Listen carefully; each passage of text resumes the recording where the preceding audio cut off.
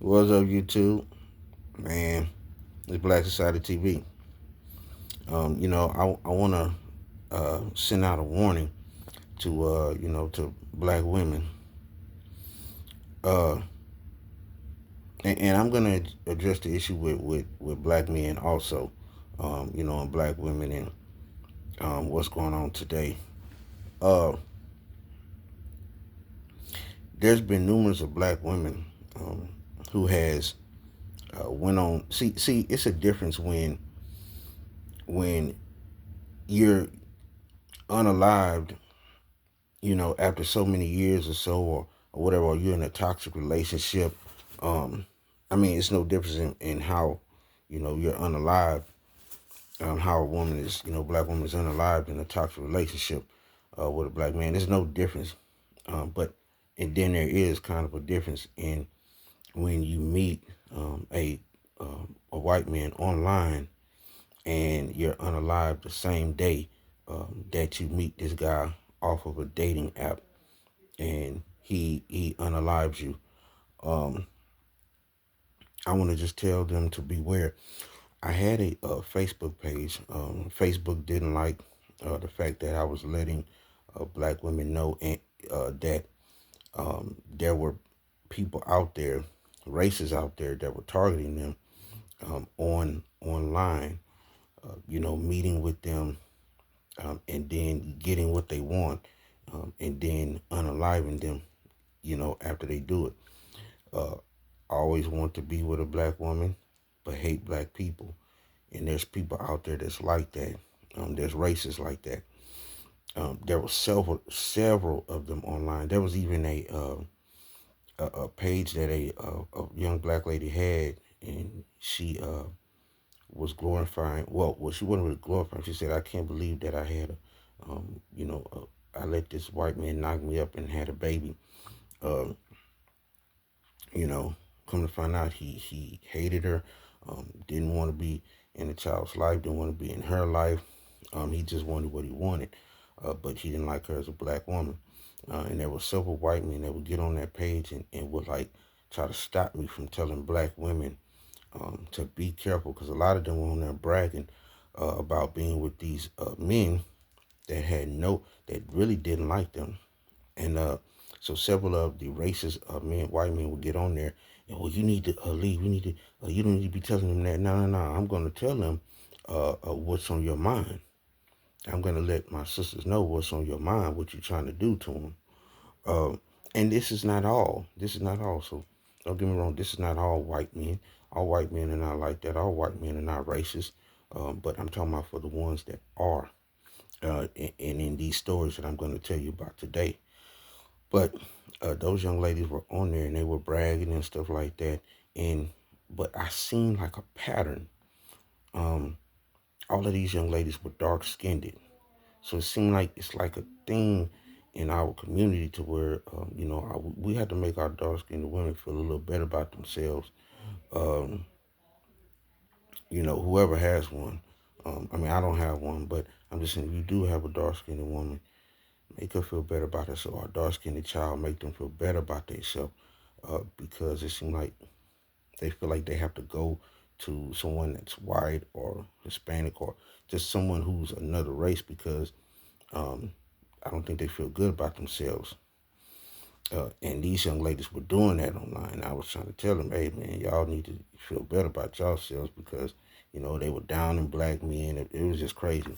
But I want to talk about these stories and how teach your kids or grown adults, whatever, to be aware and be careful of men like this, racist men like this, that get online and want to just get with a black woman to get what he want and then unalive them at the end of the date. Um, First, I want to talk about Lauren Smithfields. Lauren Smithfields. Um, Lauren Smithfields was 23 years old, and she was unalived December 12th of 2021. And in her case, and it happened out of Connecticut, in her case, she had just met a white male on a dating app, and uh, she ended up dead in her apartment. What he told police was that he just, found her laying there on her back. And he tried to tell the police that she had like she went out to meet her brother or something to grab some and came back in, stayed in the restroom for 15 minutes. Um, they were drinking alcohol, watching movies and stuff. And then the next morning, she just was, end up dead and unalive. Um, Police took his story, ran with it. He was never charged. The family's still trying to get justice in Lawrence Smithfield's case. The guy who was suspect at first, his name was Matthew LaFontaine, and he was 37 years old. She was 23. They're always meeting these older guys, these older white guys, and that tells you a lot about that.